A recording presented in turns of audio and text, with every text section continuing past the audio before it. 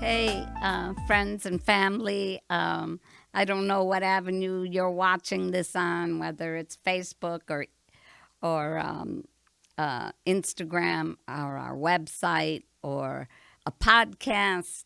Um, I just want to welcome you and greet you.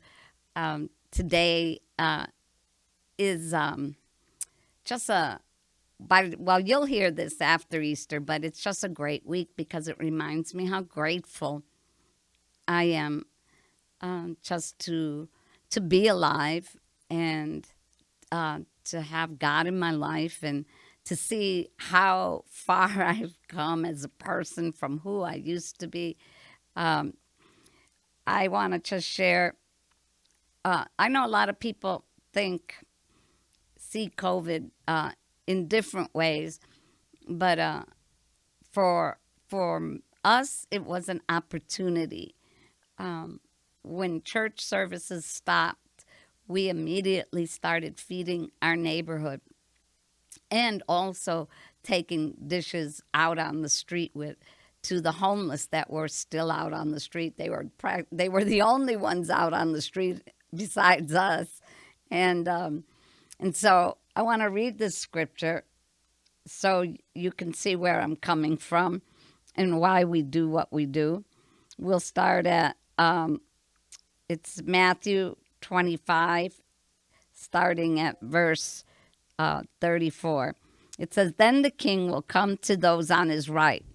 Come, you are blessed by my Father. Inherit the kingdom prepared for you from the creation of the world. For I was hungry, and you fed me. I was thirsty, and you gave me drink.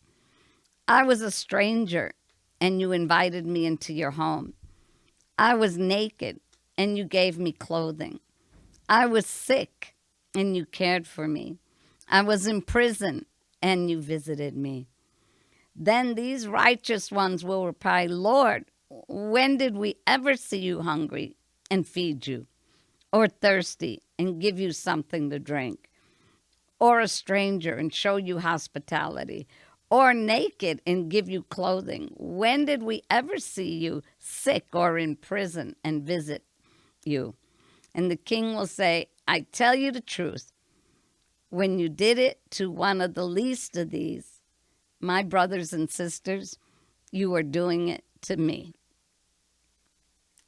Now that breaks my heart because when we neglect or look down on the downtrodden, when we um, cast judgment because somebody's living in poverty or somebody's living in addiction or somebody's grown up in a home where they didn't learn anything and now they're an adult and their lives are messed up.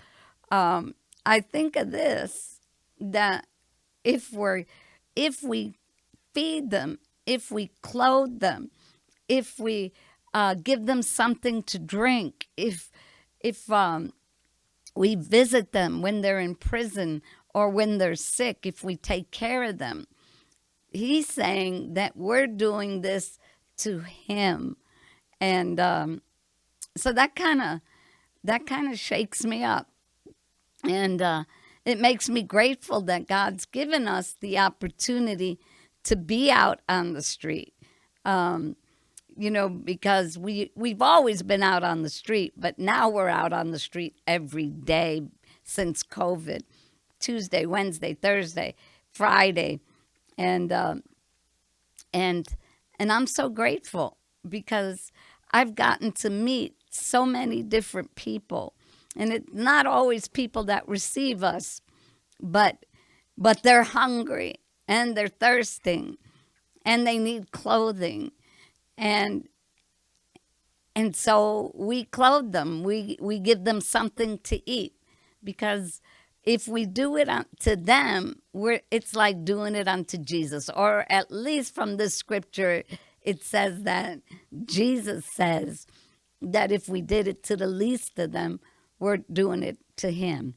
And so there's so many things happening in the world right now, and it just reminds me of there by the grace of God go I.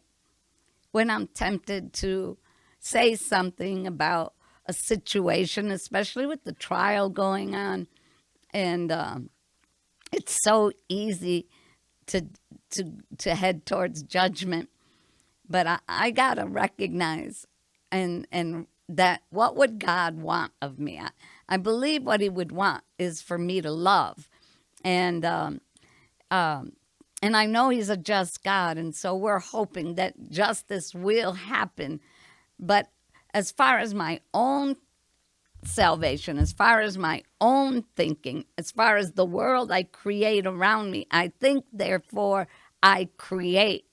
The word says that as a man thinks, so he is. So that tells me I think, therefore I create. So what am I creating?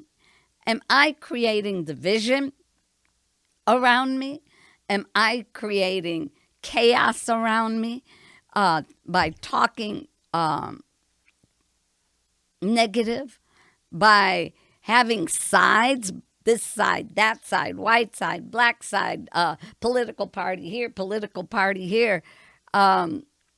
Is that what God would want for us? Or would God want us to love? Would He want us to be healing agents instead of hurting agents? And I know we're all entitled to our opinions, but I'm talking today to the saints. We don't have that luxury. We don't have that luxury to say crazy things, to speak crazy things, because I'm going to tell you, speak it out. Life or death? What are you speaking? Are you speaking life to this city, or are you speaking death? I would prefer that we all spoke life into this city. This city needs life.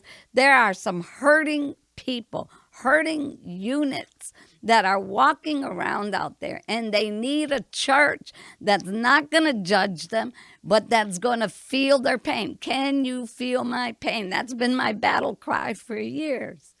Can you feel my pain? Because hurting people want to hurt. And I just want to be like Jesus. If somebody's hungry, I want to feed them. If somebody's thirsty, I want to give them something to drink. If somebody doesn't have clothing, I want to clothe them. If somebody's sick, I want to take care of them. If somebody's in prison, I want to make sure I'm there for them. So, what a great, it's at the end of Holy Week, and what a great time to reflect on our own lives and to think about the things that are coming out of our mouths, to make sure that we're creating beautiful things around us. We're ushering the spirit of peace. We're ushering in nonviolence. We're ushering in love. Whether we agree with someone or not, we're ushering in love. That's what we're called to do. So I hope that you enjoy the rest of your day. I love you. See you next week.